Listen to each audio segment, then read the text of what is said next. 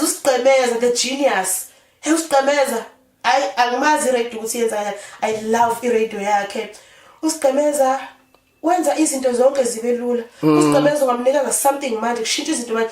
Like angazi there was a time ngisa trainer esenza usithabela isizwe kusubizwa ubusuku obuhle manje.